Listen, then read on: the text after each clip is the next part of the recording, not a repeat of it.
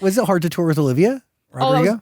It was actually a very amazing tour to be part of because she has a great fan base, great team, great performer, great artist, period, down. But for me, it was very difficult to not be part of that tour, but to perform in an arena was very, very trifling. So big. It's huge.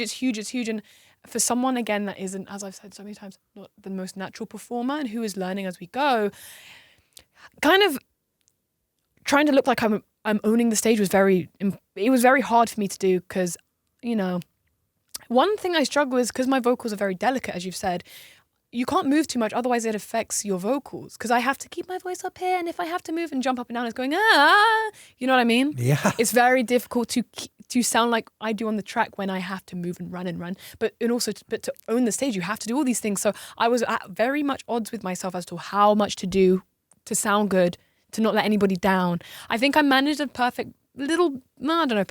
managed a balance at some point, but then by that point, because I'd overworked myself and overthought myself to death, I crashed out, completely burnt. Totally. Completely burnt. I think there's like a way though to bring your stage show to life where maybe it's like 1000%. more aesthetic in video. It allows you to move less. Like there's, your songs are good. They're incredible. They're good enough without you having to do.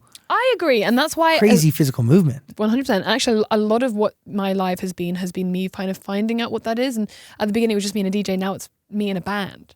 So now we've developed it to a point where at least my headlines can make for a good show and like a very enjoyable show.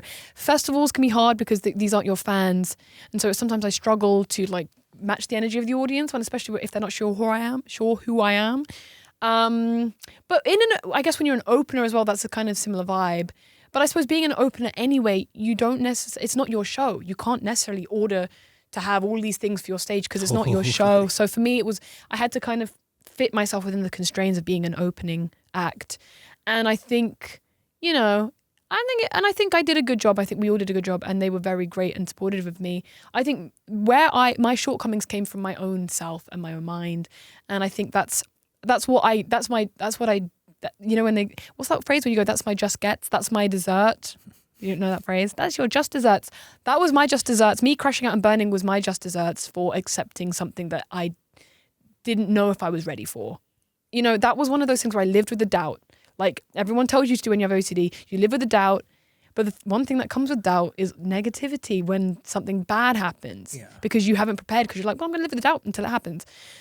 So then I didn't plan carefully in my head about what I would do in case it did get too overwhelming. I didn't do the self-care. I didn't look after myself. I didn't, and I ended up burning and crashing out, and that's my just desserts. It's my bad. I should have.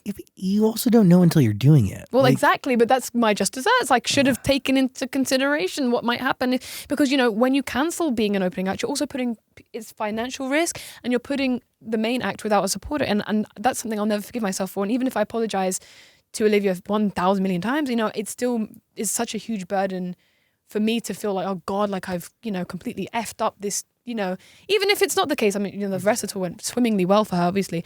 But for me, it's like, God, like, I feel like a bit of a bastard.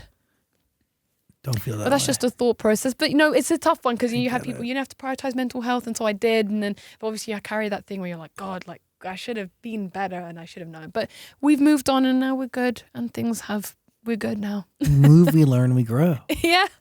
We're there.